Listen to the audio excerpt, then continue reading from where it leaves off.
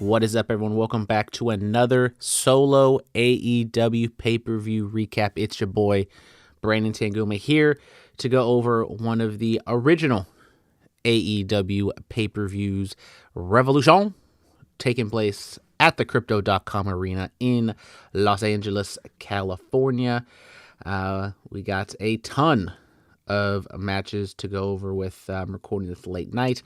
Did not watch it live, but luckily was able to avoid all the spoilers. But a very good show, and we'll run it down in chronological order. We'll do a chronological order. We'll build up into that main event. So we did have 3 matches on the pre-show. They were all tag matches. I did not see any of them. I was at work, so I was unable to watch the pre-show. We did get another Big Boom AJ tag team match, this time with the conglomeration, Orange Cassidy and Mark Briscoe. They won their match. I did see some clips online. Big Justice, the Kid, he hit a power bomb. The Rizzler came out and cosplayed as Orange Cassidy. That got a massive pop from the crowd. And they won again. The babyfaces won again. I haven't seen if there's any announcement or any promises of when AJ will be back. They've been all over the All In press conference and things like that, so I would assume we're going to get AJ to do another match at least at All In Texas, if not beforehand, maybe at Double or Nothing.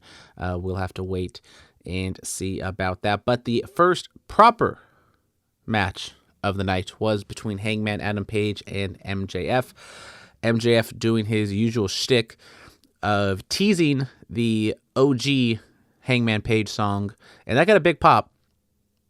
And they let it linger for a little bit, but then it slowly morphed into the MJF theme song, and the crowd booed. I don't really understand the reasoning behind it. Like, I get it. It's just like a way to get heat, quote unquote, on MJF because MJF's being a dick about it. But, I don't think that really generates any legitimate heat. I think it's just, the crowd likes hearing the song, they're happy, and then it's like, oh, man, it's MJF, boo. And it's just very superficial, which I think some of the stuff MJF does is very superficial and is just kind of done for the sake of being done without actually any real thought or conviction behind it. But anyways, Hangman does come out to his new theme song, and they wrestle for 19 minutes and 10 seconds, and it was a very good match. I think at the end of the day, there were 3 standout, maybe even 4 standout matches on this card, and unfortunately, I think this one's going to get lost in the shuffle just because it was the opening match. It was, solid, but nothing too spectacular. It's the opener. It's not exactly, in the spot to be anything over the top, but these were just 2 guys, 2 AEW originals, having a really solid match. MJF hit a tombstone pile driver on a standing chair, which I don't think I've ever seen before, and they hit it very clean, so it looks like no one was hurt. And MJF humped Hangman's face with he hit him with a pelvic thrust as an offensive maneuver. I don't think I've ever seen that one before either. But at the end of the day, Hangman actually gets the win here, and he pins MJF. A little surprising, I would say. In my predictions, I picked MJF to win just because this seemed to be the beginning of the feud. Maybe MJF gets the win, so Hangman has to come back and get some retribution, whether it's probably at Dynasty, because we're only 4 weeks away from that show. So I thought maybe MJF would get the win to continue it on. But no, Page won clean as a sheet. No real shenanigans in the finish involved with that one. So I don't think the feud is over per se, but just kind of like a quick feud between these two. Maybe they move on to go do something else. I don't know. But we'll have to wait and see on that front. But yeah, as I said, it was a really good match. Nothing crazy to say in terms of any spots or any big happenings. It was just a solid opening match between 2 guys. Once again, looking back, I think the show went about almost 4 hours. I wasn't watching it live, so I can't really tell in real time how long it was. But this match, 19 minutes, could have shaved a little bit off here. Shave some matches off here and there, cut some matches in its entirety, but we'll kind of go through that as we run down the card. Then we get Mercedes Mane defending her TBS title against Momo Watanabe. And this one goes 18 minutes and 30 seconds. And it was an okay match. Crowd was, kind of dead for it. That's kind of the typical LA crowd. They're not, they'll be boisterous and they'll be loud for like spots when it matters and when like almost when you earn the pop.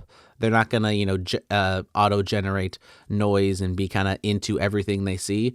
For better or for worse, it's definitely a different type of crowd than you would see in a Chicago, New York, Philly, international crowd. So, we saw in points at the show where the crowd was a little bit dead, but then we also saw points in the match or in the show where the crowd was very much into it. And at the beginning, the crowd was kind of dead for this one, but they did get into it a little bit later. Just a nasty, nasty kick from Momo onto Mercedes Moné. She, doing kind of the PK or, almost like the Danielson spots where they just kind of do some repeated kicks to the chest when the other person's on their knees. And I don't know if it was, whose fault, quote unquote, it was, but Monet kind of like was bent over kind of more. She wasn't like standing straight up. And Momo absolutely just walloped her right in the chin. And Mercedes just automatically like reached for her face and her chin, and she just kept kind of going back to it. So I don't know how like legit the well, obviously it was like a legit kick because it looked like it did hurt, but I don't know how much of an injury or how much it rattled Moné's cage. Then they pretty soon after that they go to the finish. Moné hits her I don't know, that spinning finisher that she has, and then she goes right into the bank statement, even though it's not called the bank statement anymore. She put it on pretty tight. I don't know if that was like a little receipt on Momo or if that was just, her trying to make it look good because, wrestling a Joshi, you kind of want to make it look good. And, the crowd, as I said, in the beginning, crowd wasn't so into it, but, they did kind of get up for it towards the end, kind of when they were hitting a little more high spots, a little more action. But this match definitely could have been shaved a few minutes off, if not almost cut in its entirety.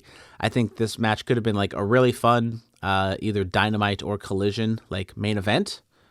Definitely like a Dynamite main event. Like if you have Mercedes Moné in the main event, defend her title against a Japanese wrestler that maybe not a lot of people know about, but they put on a really good match and the crowd gets into it. I think you can get something out of that, but also like politically speaking, like Watanabe like earned this title shot through a, maybe not a prestigious tournament, but a tournament that was in conjunction with 3 other companies or 4 companies in total.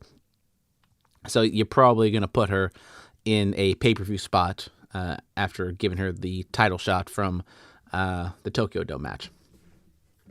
Moving on to the singles match, but it was also to determine the number 1 contender for the world championship. That is Ricochet and Swerve Strickland. One of the more anticipated matches on the entire night, maybe the most anticipated match. I thought they built this up really well on television, and I thought there was a lot of heat for this one. I almost said Lisa Leslie. Oh God, now I'm blanking on her name. Leslie Jones. The actress, she's in SNL. She was in SNL. She, comedian. She did like the Ghostbusters and, some other movies like that. She was at ringside, and I didn't really see her at all during the show besides this match. But for whatever reason, she was like very animated, which she normally is. But she was like screaming, and she was standing. And she's a fairly tall woman, and so like when she's standing up and they go to like the wide shot hard cam, you can clearly see her, and she's like all over the place. And luckily she was like kind of getting picked up on the mic on the pay-per-view feed, but like it wasn't like super audible. But I could only think about how like loud and possibly annoying she was to the people who were actually in the building. Like I said, I don't know what that stemmed from, whether like she knows one or both of them, if she was just kind of getting herself over, if she was like legitimately riled up about the story and was getting into it like she's a grandma from like the 1970s. But they panned to her a few times, and then there was several celebrities in the crowd, and they kind of used that since being in LA. It did make sense, but she was kind of like the focal point of the match almost, like at the very, very beginning. But luckily, once the match picked up, that wasn't really the case anymore. And this was a really good match. Prince Nana was at ringside with Swerve. And then they did the spot on the outside where Swerve pushed Nana away when Nana was trying to like talk to him a little bit, but Swerve didn't know who it was. And then Swerve was, apologetic about pushing Nana. And then Nana was like, all right, fuck this. And he walked away and he goes up the ramp and then he flips off somebody. I mean, presumably Swerve because he's like angry at him or something. And then they wrestle for another 10 minutes or something. And then Nana comes back, takes the robe off the turnbuckle, which was, in the corner the entire time. Why didn't he just grab the robe when he first left? I don't know. And then, they go back and forth. They, hit some big moves, some really good kickouts from both guys in this one. And then at the end of the day, Swerve gets the pinfall victory and wins. And then Prince Nana is just like back with Swerve, like nothing really happened. Like we're just going to completely ignore what happened in the middle of the match. There's also another point where Nana, I think he maybe took 2 more bumps, but he definitely took 1 bump where Swerve kind of got pushed into him from Ricochet. And then once the match was, completely over, Swerve takes the robe, gives it back to Nana, and then Swerve kneels down, and then Nana puts the robe over Swerve. So like I said, as like nothing happened, the gang is back together, which I think was probably the only negative of the entire match because everything else was really good. Both guys worked really well. Ricochet, busted out some of this high-flying stuff, but, since he's wrestling as a heel, he's not going to do too much of that. He uses that kind of like as a debility. He broke at the 630, and that was kind of like the only, like, fantastic, super athletic move he really broke out in this. And besides that, he was, very aggressive, working over Swerve. Swerve, made his comeback, hit his big moves, and it worked really well. Definitely the first marquee match of the night, and I guess second, because I think Paige and MJF was highly anticipated, but it didn't kind of hit that threshold, that next level that I think Swerve and Ricochet hit on this one. Very good match. Then we get Okada and Brody King. This is kind of where we get to that lull of the crowd where, they are anticipating the bigger matches coming up. They already saw 6 matches before this, because there was 3, pre-show matches. Now, how many of the crowd actually saw those other 3 matches? Probably not most of them. They probably only saw the last one with the Costco guys. But Okada successfully defends his title against Brody King to retain the Continental title. Goes 10 minutes, 55 seconds. Match didn't really need to be here. This was like a Collision story. I don't know why they couldn't just have this match on Collision, but, you're paying Okada all this money. You got to get him on the card. Then we got the AEW Tag Team title match between the Hurt Syndicate defending against the Outrunners. This one's shortest match on the card. It went 8 minutes, 40 seconds. Luckily, did not really overstay its welcome, but this match also didn't really need to be here. If we're trimming the fat, this one is probably the first one to go. Maybe the second one. I don't know if we're doing semantics or not. But yeah, this match definitely shouldn't have been there. Hurt Syndicate, they're over. Outrunners are over. Maybe they kind of clashed a little bit in terms of crowd sentiment. I still don't really know what they're doing with the Hurt Syndicate because they're obviously a popular act. They have the "We Hurt People" slogan. The crowd likes cheering that. They are badasses who beat people up. They hurt people. Yeah. So, the crowd's going to like them. And so they were teasing something with the Don Callis family, which are heels, which would make sense. You get the people behind the Hurt Syndicate. Okay. But no, you give them the joke tag team of the Outrunners, and they just kind of get thrown in here, with a couple weeks, but nothing too serious of a build. And so the crowd is kind of sitting on their hands for the match, popping for the spots they're supposed to pop for. But yeah, this match wasn't really much. Luckily they got in, got out, and the Hurt Syndicate won. So yeah. Then moving into the chunk, we're into the second half of the card. Really, once things pick up immensely, we got timeless Toni Storm defending her championship in the Hollywood ending match for the AEW Women's World Title against Mariah May. And I wasn't really thinking about it going into this match or going into this show, but we'll talk about it with the main event. I think this match should have won or should have main evented the show. It should have been the ending. Like, I know it's the Hollywood ending. It'd be apropos, but I think for how dead the crowd was for the main event, they should have maybe had this one in the end. And they have not had a women's world title match main event to pay-per-view yet. So that would have been, a first for them. They could tout that. And I don't even think it's like, giving them a participation trophy. Like, I think they earned it. The crowd was into it. This has been a long-term story that AEW's been telling for like well over a year now. Like, even into 2023, I think, when, Mariah May first showed up on the scene. So I wonder why this one wasn't the main event. That being said, I'm putting over that it should have been the main event. I'm still not, like, in love with the match. It was a gruesome, bloody, very, very bloody. You could even see in Toni Storm's reaction, like right after she got busted open, that she probably maybe bladed and cut herself a little too deep, because she was just gushing blood, and it was a lot. And you could see it on her face, both right when it happened, and then like a few moments later, she kind of had like I don't want to say boo-boo face, but she definitely kind of had like a break character, like, fuck, this thing is like really all over the place kind of look to her, not like a timeless Toni Storm look. So, like, if you go back and like look at it and like you watch the match, you can definitely kind of see what I'm talking about. It's kind of hard to explain, but it seemed like Toni Storm kind of knew that she fucked up with the blade job on that one. But the visuals were stunning. I mean, it looked fantastic. The blood.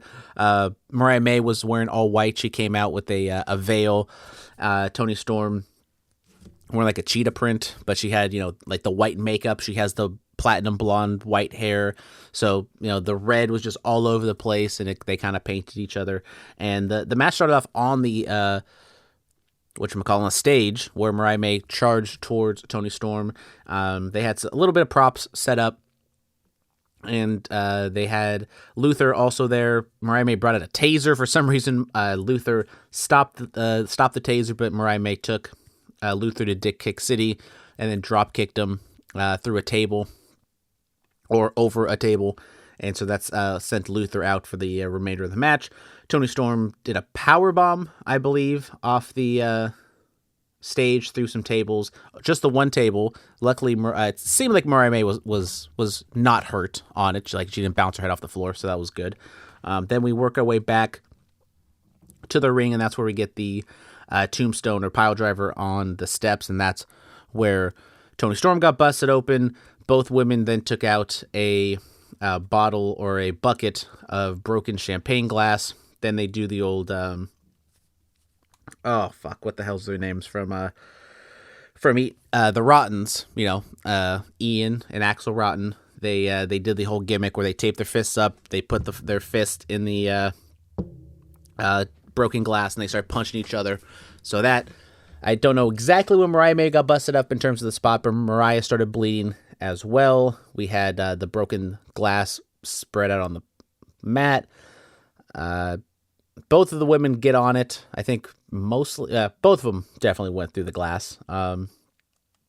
They then worked their way back up on the stage. There was a table that was painted the Hollywood ending, and then Toni Storm did the Storm Zero on Mariah May through the table, pinned and won the match in 12 minutes, 55 seconds. It was a short match, but it was a sprint of a match, and it was the prototypical hardcore spot fest.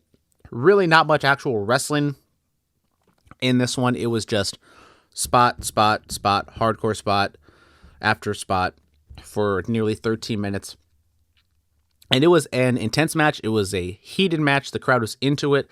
It's not exactly my thing, but I could appreciate for what the women were doing, and still the women's hardcore match especially in WWE, or well, this isn't WWE, but because they don't do it, but in AEW, they've done it a time or two, and it's still relatively novel, even though they have gone to that well a few times. So I thought that worked as well. They did have Jim Ross on the call for this one. He only called 2 matches. He called this one and the main events, the 2 world title matches. Jim Ross was on the call for. So overall, solid match. This seems to be the end. And kind of going back to what could have been the main event, you could have done like a cheeky little like roll credit scene or like fade to black with the end, to finish out the pay-per-view, because AEW loves to do cutesy little things like that, and I thought that was just a layup for them to do. They could have done that and fade to black, and that's the end of the pay-per-view. They did have the end on the Trons on the stage area, but I was surprised they didn't jump at the opportunity to do that one. Then we get Kenny Omega taking on Konosuke Takeshita. It's past midnight here. I'm a little tired. We all lost an hour of sleep thanks to daylight savings. This one goes 28 minutes and 30 seconds, and Kenny Omega wins and becomes the new international champion. I love this match. I thought, for me personally, this was the best match of the show. It was your typical Kenny Omega, Takeshita, Japanese style match going back and forth. It didn't have that hardcore element that the 2 other top matches had. This one and the Swerve Ricochet match, I really did enjoy both those matches. Those are probably I think I'd probably still put Ospreay and Fletcher as a number 2 match, but really, really, really loved this Omega Takeshita match. I thought it was just absolutely phenomenal. Don Callis on commentary, so he's putting over Takeshita and kind of telling the story, because he's always really good when he's on commentary, putting over his guys and tearing down the other, and telling the story on the microphone. And they put over Takeshita was working over Kenny Omega's abdomen. Then that starts talking about the diverticulitis, talking about, all that other stuff. So that almost seems to be a running trend probably for Kenny Omega now, is a lot of his opponents are going to target the gut. It would make sense. And then also, if you're targeting the gut, if you are actually winded, it will make up for it, and it is a storyline reason for you to look winded. So I think that's another clever way there, because Kenny Omega is still trying to work his way back, but he looked in phenomenal shape, both physically and in the ring-wise. They did a spot where they set off a table on the outside, and they teased it, but then they didn't go back to it. But then Kenny tips the table over, and then Takeshita reverses it, and then he drops Kenny on the side of the table, which once again going after the abdomen, that looked nasty. Takeshita kept kneeing Omega, kept trying to pin him. Omega kicked out at 2, then he kicked out at 1. Crowd went crazy. I'm a big fan of the one, the kick out at 1. You can't do it all the time. You have to very sparingly use it, because if everyone gets a kick out at 1, nobody gets a kick out at 1. But I thought this was a phenomenal use of that. Then Kenny, fires up, tries to get his comeback. They still go back and forth for a few more minutes, and then Kenny hits the One-Wing Angel to get the pinfall win. And like I said, I can't put this match over enough. I thought it was great. If you haven't, definitely go check this out. They went not heavy-handed, but they definitely, the commentators were talking about Kenny's comeback and, what all this means and how much he means to AEW, and they left the camera on him for quite some time. Kenny goes back up the ramp and, holds the title up. Pyro goes off. And, so now Kenny Omega is once again a champion in AEW. Rumor and speculation that maybe Omega and Okada will have a unification match at All In Texas. So if that is the case, that was the rumor online, and now it's maybe coming to fruition with Kenny winning the title here. Now moving on to the penultimate match of Revolution, we get Kyle Fletcher and Will Ospreay in a steel cage. Don Callis coming out with Kyle Fletcher once again. He was on commentary, and This one goes 29 minutes, the longest match on the card. And they told a good story here at the very beginning. I kind of teased it a little bit or talked about it on the preview on the Bulletcast, where I said that, I wonder how this match is going to play out, because Ospreay, a lot of his offense relies on high flying in the ropes and stuff, and they did play into that at the very beginning. Ospreay was in between the ropes and the cage, and he tried to do a springboard, and he kind of hesitated, and he wasn't able to jump up on the ropes because he didn't have enough space to do so. And so they told that story, and then he did his little back handspring into the ropes, and he clipped his foot on the steel cage. So I thought they told an interesting, unique story heading into that match, because it's something you don't normally talk about in a cage match. It's mostly just the brutality of it, but not how the match kind of affects someone's ring style. So I thought that was a fun little twist there. Fletcher was wearing at least the same kick pads. I don't know if he was wearing the same outfit that he wore when he busted Ospreay up however many months ago, or so there was still some dried blood on Fletcher's kick pads there. So that was a neat little detail there for them. Ospreay came going back to the entrance. Ospreay came out. They did on another level dubstep, electro, whatever the proper terminology for the genre of music that they were playing, and it was cool. I guess it was just kind of weird that they did it, and then AEW likes to do that a lot, where they do one song into another song, or yeah, and the visuals that accommodated this music was neat, but I don't know why they decided to do that. But also, Swerve had a guy play the drums while his entrance song was playing, which drums, the actual instrument of drums, I don't think plays well with rap music like Swerve's theme song is. So yeah, and the whole point of Swerve's entrance is vibing with the music itself and dancing with Prince Nana, and I just thought the drums kind of messed it up a little bit, but whatever. Honestly, I don't even know who the drummer was. So good for that guy for getting a paycheck, I guess. Back to the Kyle Fletcher Ospreay steel cage match.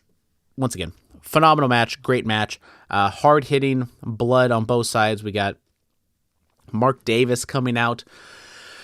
And unfortunately, in 2025, we still have people interfering in cage matches when the whole point of a cage match is to keep everybody out and keep the wrestlers inside to determine who's the best. But no, we had to have Mark Davis with a set of bolt cutters cut open the lock, give a duffel bag full of weapons, which Taz called toys at one point. I thought once JBL stopped commenting, that phrase for weapons would be dead, but apparently not. Taz is taking that mantra on.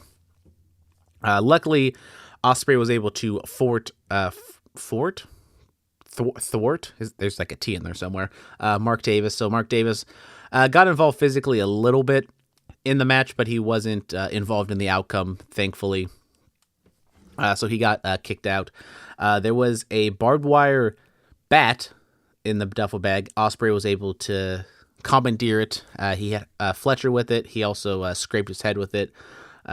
Fletcher brought out the United Empire badge from his nutsack, and he put it on, tried to, make peace with Ospreay. Ospreay flipped him off, and then that's when he hit him with the bat. We did get a thumbtack spot. We got a Styles Clash on the thumbtacks. Poor Fletcher. That did not look great because I don't know how you take thumbtacks properly, but for the most part, a lot of them landed on his thigh and the knee. So that could not have been fun. Then Kyle Fletcher tries to run away. He gets the screwdriver from on top of the cage, thumbs Ospreay with it, tries to use it again.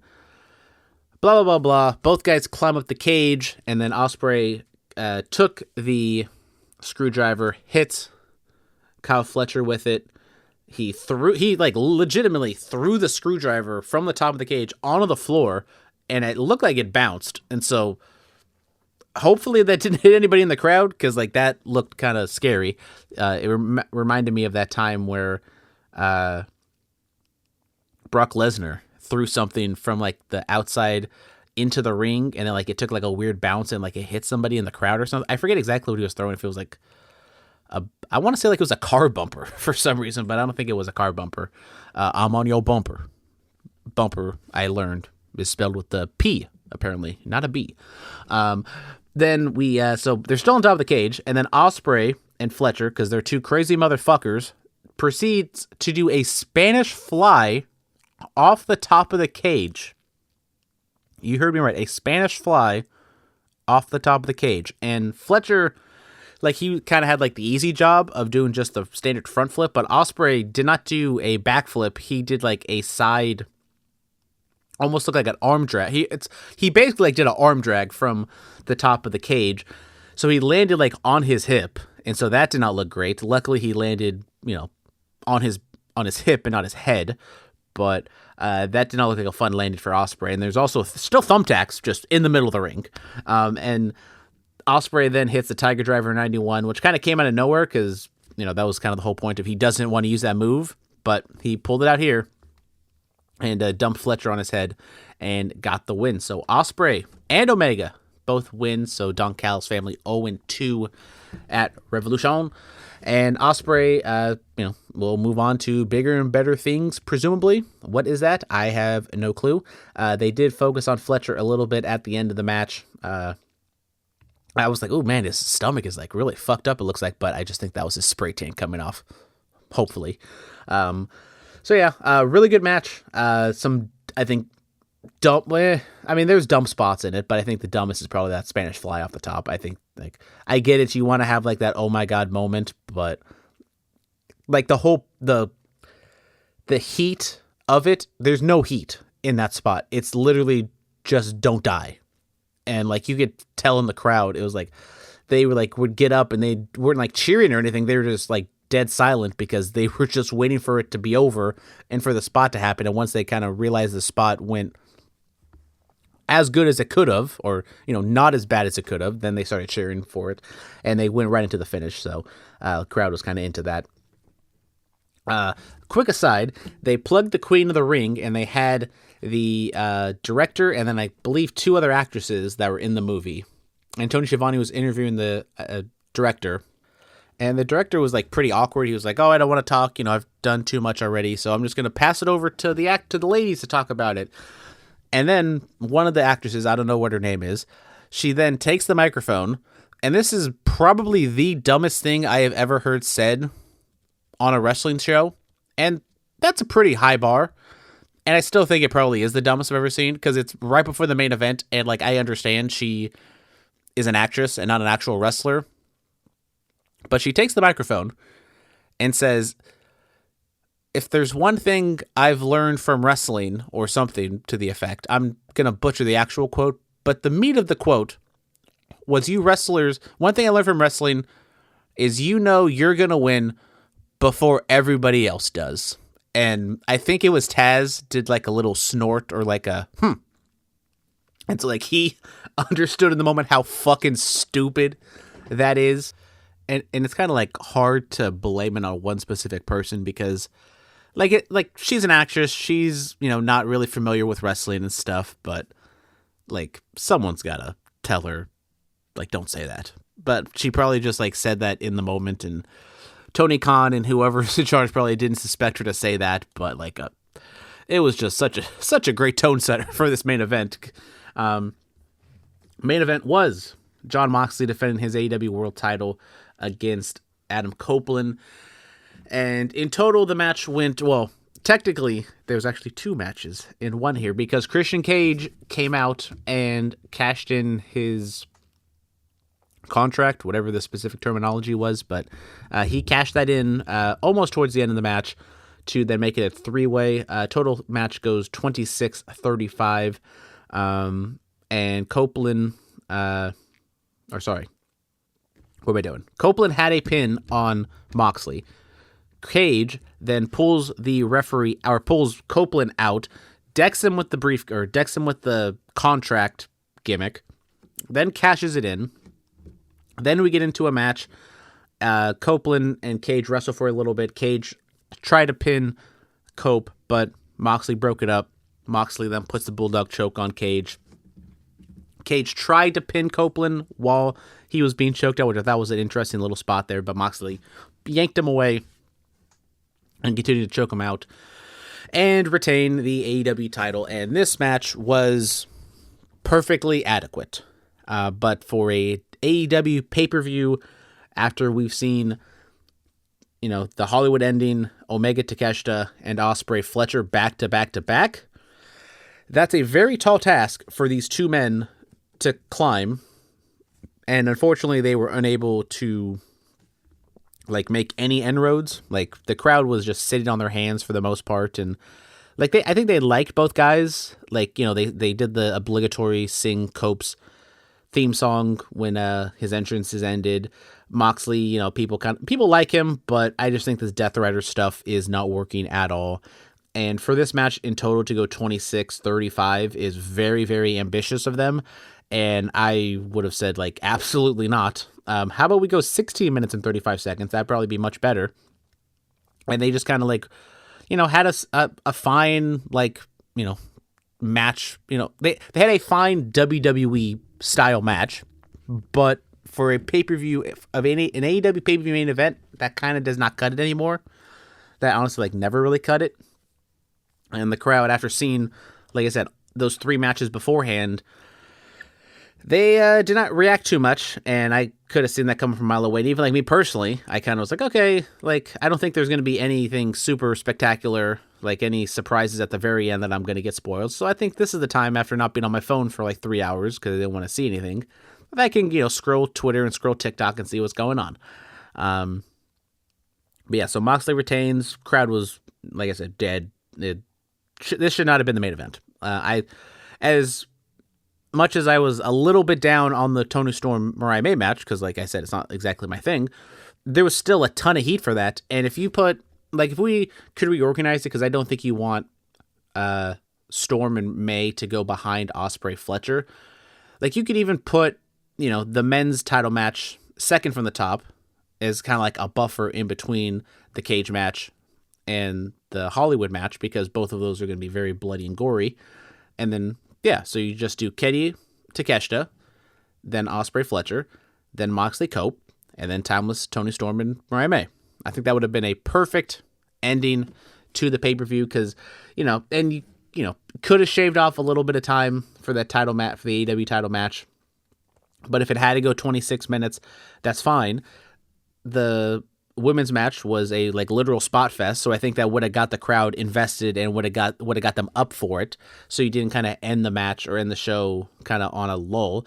And I think they recognized that, because after Moxley won, he goes back through the crowd to go back away, and Swerve jumps off the barricade, off the tunnel, whatever area, from the crowd and down onto Moxley. And so then Swerve, chants Swerve's house, and that kind of gets the people going, has a fun, good visual, sends the crowd home happy to end the show. So I think Tony recognizes that, you don't want Moxley, winning in kind of a little bit of a somber note, and you could have had timeless Toni Storm win, and yeah, the finish or the, final picture of the match was Toni Storm just on top of Mariah May in a bloody heap. But I think that would have been a great visual after the fact, to end the pay-per-view. During the match, the Moxley Colt match, we did get a run-in from Wheeler Yuta, and we got the typical Swerve culture of, Yuta, oh my gosh, he's going to turn on Moxley, he's going to attack him. Oh, nope, psych, he's actually going to go after Copeland. And then White got Jack White, Jay White got involved, and he got rid of Yuta, but he took the briefcase because we did a ref bump on here. Gotta have a ref bump in your main event, brother. Swerve. What the hell? Who the hell am I trying to talk about? Jay White takes the briefcase, tries to hit Moxley with it. Moxley ducks, absolutely wallops Copeland in the face. That was a false finish there. Copeland kicks out. And once again, there's too many people involved. I cannot keep everyone straight. Jay White and Wheeler Yuta then Brawl to the back, so they're gone, and then that kind of led into the next few segments where then it led to Christian Cage getting involved, yada, yada, yada, and then the close to the show. I don't know where this goes. I mean, well, obviously, Swerve and Moxley is the next match at Dynasty. But at this point, I almost think you just have Swerve win and just kind of end this Death Riders thing, because it is not working. I mean, Moxley's been in the main event with this Death Rider stuff for, the entire year. And every single time it doesn't really work. And like, I get it, the crowd or they're heels. So them winning to end the show isn't supposed to feel great, but like the matches aren't really producing anything much. The promos and television is like very repetitive because Moxley just kind of speaks in tongue and there's no real, we still don't really understand what he means by, cleansing the roster or like fighting for a higher purpose or something. We still don't exactly understand what that means. Possibly like this is all supposed to lead up to like All In July. So what, that is 4 months away. Like, and if it's like Darby Allin versus Jon Moxley, if in 4 months, I just do not see any way they are able to still get any juice out of that storyline for 4 months. And like, yeah, Darby Allin returning would be fun, but like 4 more months of the Death Riders, I just don't think that's a good idea. And I think you just have Swerve beat Moxley, just kind of end the Death Rider stuff there. Moxley can continue on to be a heel, and he can still kind of have this character, but I just don't think the Death Rider thing is a good idea as your main event program. And then you can go on and do something else. Swerve can take on whatever heel you want. I don't know. Kyle Fletcher, Takeshita. I know they both lost, but you can build them up and have a feud. Will Ospreay. I mean, he won his match, so he seems to be going somewhere. I don't think you want to go back to Swerve and Hangman. That, I think, should be on the back burner for a long time. They should not wrestle for like a year or two at the minimum. And if you do anything with them, they should be teaming. They should not be going against each other. But that should also be a long-term story of them teaming up. So we'll have to wait and see what AEW does with their main event picture. April 6th, I believe, is the date for Dynasty. So a fairly quick turnaround after Revolution was one of the longer layoffs in between pay-per-views. So we're kind of getting into that. We're nearing summertime where AEW kind of has a lot of shows back to back to back. So enjoy it while you can. But overall, I give Revolution solid thumbs up. If we're doing the grades, I'm going to give it an A-. I think the only real low point is just kind of the time and the matches. There's some matches that I would cut entirely, and the main event didn't really work, but Swerve, Ricochet, Timeless, Toni Storm, Mariah May, Omega Takeshita, Ospreay, Fletcher, and even to a little bit of extent, Paige and MJF, I thought all of those matches worked for what they were trying to do, were really good. Crowd was into mostly everything outside of the main event, unfortunately. So it was just a really solid show. It was a good show on paper, and I think everyone delivered, except for the main event. But really enjoy the show. Enjoy that you were here with me to recap it. Thank y'all very much. Tune in to the Bulletcast later on the week. Tune in to Cripples and Chair Shots next weekend. If you haven't, go listen to the regular episodes we've recorded. And I've been Brandon Tanguma, and we'll see y'all in the next one.